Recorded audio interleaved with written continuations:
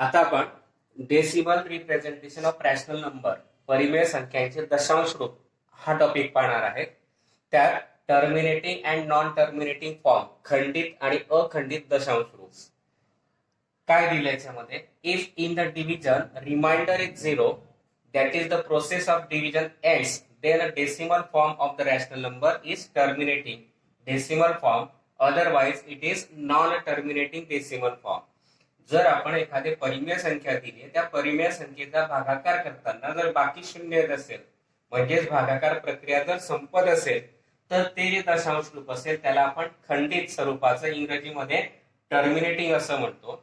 आणि जर भागाकार क्रिया संपतच नसेल एखादा अंक किंवा अंकांचा गट पुन्हा पुन्हा येत असेल तर त्याला आपण अखंडित दशांश रूप म्हणजेच नॉन टर्मिनेटिंग डेसिमल फॉर्म असं आपण त्याला म्हणतो. फॉर एक्झाम्पल उदाहरणार्थ घेतला आपण 2/5 यू टू डिवाइड 2/5.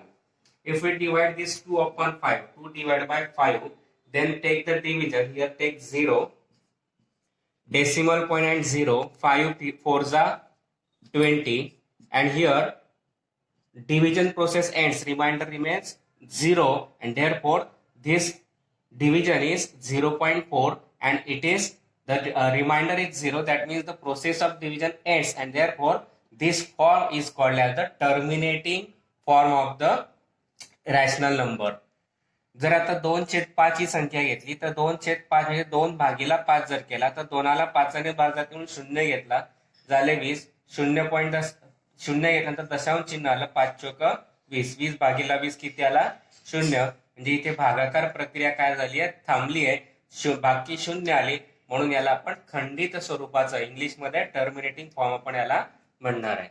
दुसरं उदाहरण जर घेतलं 5/6 घेतलं मी 5ला भाग जायचं म्हणून 0 घेतला 0चा भाग दिला 0 घेतला दशांश चिन्ह दिलं नंतर 6 8 48 आले उरले 2 झाले 20. 6 18 उरले 2 परत 6 18 उरले 2. अशा प्रकारे हा भागाकार सतत चालूच राहणारे भागाकार क्रिया संपणार नाही बाकी 0 येणार नाही म्हणून हा जो भागाकार आला 0.833 डॅश डॅश डॅश भागाकार क्रिया संपणार नाही शेवटपर्यंत 3 3 येणार आहे आणि म्हणून याला आपण म्हणणार आहे अखंडित दशांश रूप.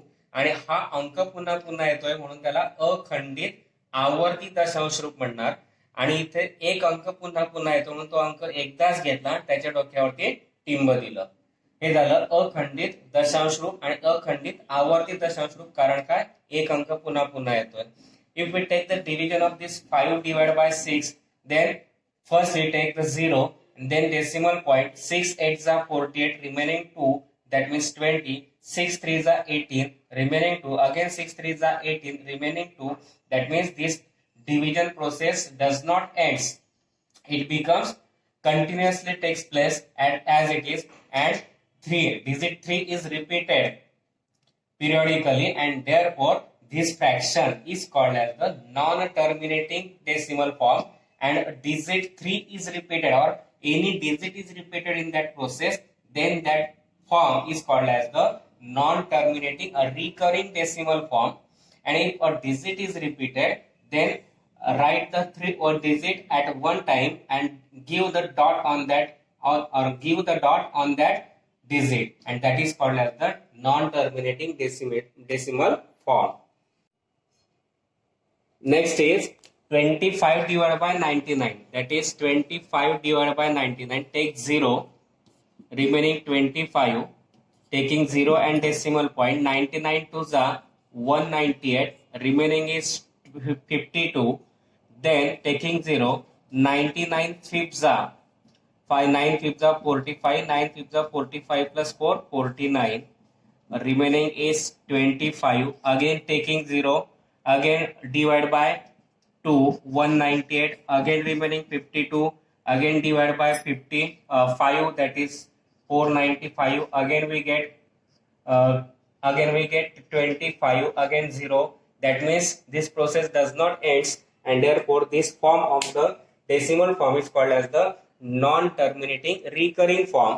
Here now group of digit is repeated 25 25 and therefore here we write 25 at one time and give a bar on that and that is called as the non-terminating decimal form. 25/99 जर आपण घेतला तर 25/99 म्हणजेच 25/99 दिला, शून्याचा भाग दिला, शून्य येऊन दशांश चिन्ह दिलं, 99 गुणे 198 उरले 52, पाचाचा भाग दिला 495 उरले 25, परत शून्य घेतला, दोनाने भाग दिला 198 उरले 52, परत शून्य घेतला 5 आले, पाचाचा भाग दिला 25 उरले, परत 30 प्रक्रिया सतत चालू राहणार आहे, भागाकार क्रिया संपणार नाही.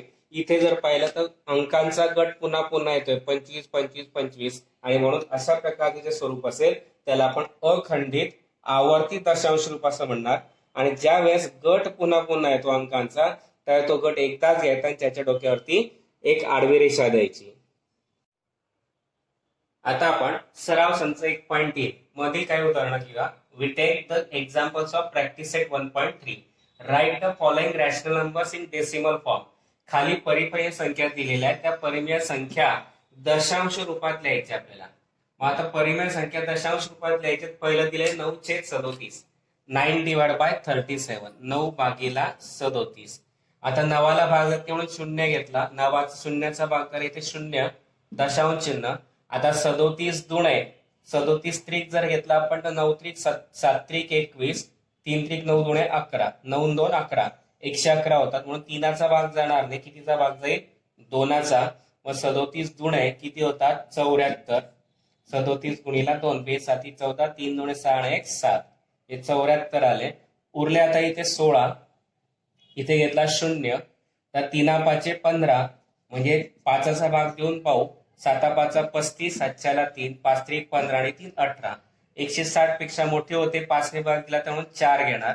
मग 4 7 28, 2, 4 3 12 आणि 2 14, म्हणजे 4चा भाग दिला 148, उरले 12. इथे घेतला शून्य, मग आता 37, 3 त्रिक 9, म्हणजे 3चा भाग देऊन पाहू. 3 7 21, 2, 3 त्रिक 9 आणि 2 11, म्हणजे 3चा भाग जातो, म्हणजे 111. इथे आले 9. आता जर इथे आपण पाहिलं तर 9 हा आला दिलेला अंक परत, म्हणजे इथे परत जर आपण भाग दिला तर कितीचा भाग जाईल? 2चा भाग जाईल, आले 74.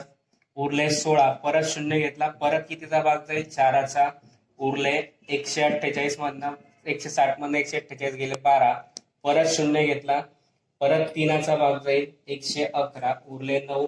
ही प्रक्रिया सतत चालूच राहणार आहे, म्हणजे भागाकार येतो तुमचा इथे 0.243 243 डॅश डॅश डॅश. मग याचं उत्तर आपल्याला काय लिहिता येईल?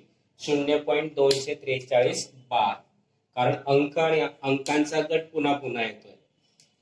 If we take 9/37, then firstly divide by 0, then we get 90 and decimal point. 37 2s are 74, 90 minus 74, that is 16, taking 0, 19 4s are 148, 160 minus 148 12, taking 0, again 37 3s are 111, remaining 9, and therefore again 9 is takes place, which is given in the given example. Therefore again this 90 is divided by 37. For that we take 2. 37 2s are 74, remaining 16. Again we get 160. Again divided by 4, that is 37 4s are 148, remaining again 12, taking 0. Again divided by 3, and that is 37 3s are 111. Again remaining 9, that is again 9 is repeated. That means if we continues this division process, then again we get 2 4 3, again 2 4 3, again 2 4 3. That means this fraction is the non-terminating recurring form, and therefore division is 0.243243 dash dash dash, and therefore it is non-terminating recurring. Therefore we write the group of digits at one's time and give the bar on that. Therefore the 9th upon 37 is equal to 2.43 bar. Then next 18 divided by 42. आता पुढचं आहे 18/42. मग आता 18/42 करायचे. मग आता भाग जाते शून्याचा भाग दिला, इथे 18 आणि शून्य घेतला, दशांश चिन्ह दिला. आता 4चा पाडा 18 पर्यंत म्हटला, 4 5 20, 5चा भाग जाणार नाही, मग 4चा जाईल. मग 4 चौक 16 होता, 4 दुणे 8, 4 चौक 16, 4चा भाग दिला 168, उरले इथे 12, इथे घेतला शून्य, मग आता 4 त्रिक 12, तीनाचा भाग देऊन पाहू. 3 दुणे 6, 4 त्रिक 12, इथे 120, म्हणजे तीनाचा जात नाही. मग दोनाचा दिला, 2 दुणे 4, 4 दुणे 8, म्हणून इथे दोनाचा भाग दिला 84. इथे उरले 16 आणि 20 36, इथे घेतला 0. मग आता 4चा पाडा 36 पर्यंत, 4 नवे 36, मग 9 दुणे 18, अच्छाला 4 नवे 36 आणि 1 37, 9चा भाग जाणार नाही म्हणून 8 घेतले. 8 दुणे 16, अच्छाला 1, 8 चौक 32 आणि 1 33, मग इथे 8चा भाग दिला 336. उरले इथे 24, इथे घेतला 0. मग 4 सक 24 होतात. मग 6चा भाग देऊन पाहू. 4 6 दुणे 12, अच्छाला 1, 4 सक 24 आणि 1 25, भाग जाणार नाही म्हणून इथे आपण 5चा देऊन पाहू. आता 5 दुणे 10, अच्छाला 1, 4 25 आणि 1 21, म्हणून इथे 5चा भाग दिला 210 आले. उरले 30, इथे घेतला 0. मग आता 4चा पाडा 30 पर्यंत, 4 7 28 होतात. 4 8 32 होतील, 8चा जाणार नाही, 7चा देऊन पाहू. मग 42 गुणिला 7, 7 दुणे 14, अच्छाला 1, 4 7 28 आणि 1 29, म्हणजे 7चा भाग गेला 294. उरले इथे 6, इथे घेतला 0. 42 1 42, उरले 18. आता जर पाहिलं आपण तर 18 इथे होते, परत इथे 18 आले, म्हणजे परत जर भागाकार प्रक्रिया चालू ठेवली तर परत 4चा भाग जाईल, मग 2चा जाईल, मग 8चा जाईल, 5चा जाईल, 7चा जाईल, 1चा जाईल, परत 18 होतील, परत 4 2 8 5, म्हणजे ही प्रक्रिया सतत चालूच राहणार आहे. जे हा आला अखंडित आवर्ती स्वरूपातला, आणि म्हणून 48/42 याचा जो भागाकार दशांश रूप आला तो किती आला? 0.428571, 428571 डॅश डॅश डॅश. आपण इथे असं लिहिणार इथपर्यंत, आणि अंकांचा गट पुन्हा पुन्हा येणार आहे म्हणून त्याच्यावरती आपण दिला आवर्तीचं चिन्ह, म्हणजे एक बार दिला, आडवी रेष दिली. Now if we say 18 divided by 42, 18 is not divided by 42, therefore take firstly divide by 0, then take 0 and decimal point, we get 180. 42 4 is 168, remaining are 12, taking 0, then 42 2 is 84, remaining 36, taking 0, we get 360. Again 42 8 is 336, remaining 24, taking 0, then 42 5 are 210, remaining 30, taking 0, therefore we get 300. Then 42 7 are 294, and therefore remaining 6, taking 0 60. Again 42 1 are 42, remaining 18, that means again given 18 are repeated, and if we take the continuous process of division, we get same number of digits 4 2 8 5 7 1. Again we get 18, again we get division as 4 2 5 8 7 1. That means the division process does not end, the division is repeated, and the number of digits are also, group of digits also repeated, therefore it is a non-terminating recurring form. Therefore decimal form of this 18/42 is 0.428571. Again 4258571 dash dash dash. We write this group of digits at once and give the bar on that, and that is the decimal form of the given rational number. पुढचं उदाहरण लिहिलंय 9/14, 9/14. आता 9/14 करू आपण. 9ला भाग जाते म्हणून 0चा भाग दिला. मग आता इथे आला आपलं 0, 90 झाला, 0 घेतला, इथे दशांश चिन्ह घेतलं. मग आता 14 सक 84, उरले 6, 14 चौक 56, उरले 4, 14 दुणे 28, उरले 12, नंतर 14 8 12 112, उरले 8, 14 7 14 7, नंतर कितीचा भाग जाईल? 14 पंचे 70चा भाग जाईल, 14 पंचे 70, उरले 10, 0 घेतला 100 झाले, 14 8 आपलं 112 आले, 14 7 98 येतील, मग 14 7 98, उरले 2, वरून घेतला 0, 14 1 14, उरले 6. आता इथे जर पाहिलं आपण तर इथून 6 आलेला आहे, परत इथे 6 आलाय, म्हणजे 6 पासून ही जी प्रक्रिया सुरू झाली आहे ती जशीच्या तशी परत रिपीट होणार आहे. म्हणजे 14 चा 14 चौक किती येतील 56, उरले 4, 14 दुणे